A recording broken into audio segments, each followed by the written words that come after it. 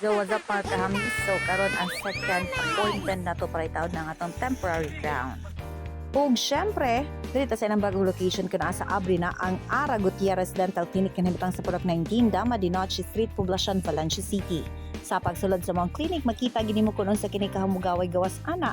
Musugat kanimo ang nagkadaiyang certificates and achievements nagpawatuod kun unsa kahanas sa ilahang propesyon si Dr. Sam and Dr. Marichu. And syempre, di yun na to kalimutan ang DTI, BIR o business permits. Masako si Mayor. Ano sa ilang siling, di na naikatingalang unsa ni nga clinic. Malamang, dental clinic doctor. And while waiting sa itong appointment, mag-relax muna sa Samara Cafe. Laray lamang na siya sa Ara Gutierrez Dental Clinic. While waiting, coffee muna. All. Available po sa Samara Cafe kung gusto kang mag-lunch, dinner and snack. Aside na ang ilang lamian ng mga cakes nga nag-start sa 90 pesos up to 300 pesos. Bawal muna. While waiting sa itong order, mag-relax muna sa ilahang nindot kaayo nga ambience at the same time maka-relax ng mga lingkuranan.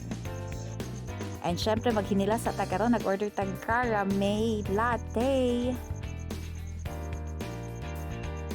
So ako dili kay ko mahilig no, pero kaning lami jud siya legit 100%. So wala pa man gid ang atong appointment tungod sa kabisi gyud sa ilang dental clinic kay nagdagsa gyud ang tao dirita sa ilahan. Sam Music Lounge kun Sam Jams Home Studio para sa mga friendship nato dirang gusto mag-practice sa ilang banda, available diri sa Sam Jam home studio kung asa complete na gyud ang mga instrument nga pwede ninyong gamiton. Singer na lang gyud ang kulang. Nangita mo og singer, pwede ko. Tigpalakpak ra. This time, magpadayon ang renovation sa ngipon Inday Hamis. Kuma naman og liha ni Doc Sam ang ako ang ngipon so para itaod na ang temporary crown. Ano ganing tauran ko og temporary crown, Doc? Ikaw gani pasabot nila, Doc? No? So gihimuan na to og temporary crown si Ma'am Inday. So isa sa purpose ani is para ma-maintain ang spacing. At the same time, dili mausab ang contact sa lower o upper nga area. So for 2 weeks nga before maabot ang iyang permanent nga crown. So mo ni siya, murag gyapon siya og permanent nga crown pero plastic ni siya. Acrylic. Okay class, nakasabot na ba ang tanan? Charot lang. And before itaod ang atong temporary crown, syempre hinduan pa gyud ang atong baba nga hugaw kaayo kay gigamit na gabi. Charot. Syempre gamiton mo gyud ato atong baba sa pagkaon sama sa ko gabi nga ni kaon ko kanang naibuhon nga balot nga 18 years old ay 18 days. Okay, back to the topic. Gilimpyuhan na siya before isulod ang crown kay para hinlo siya. Ano lang? Okay, gitawad ang atong temporary crown. Temporary lang sa siya kay para kung naay mga adjustments or naay mga uncomfortable kaayo, pwede pang ma-adjust anytime. While kung magamit na ta og permanent, dili na ta kabuhi. Huwag makulong na ta sa gugmang kanunay lang ta pasakitan. Sharon!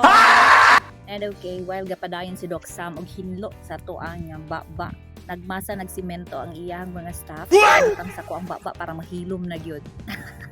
And this is it.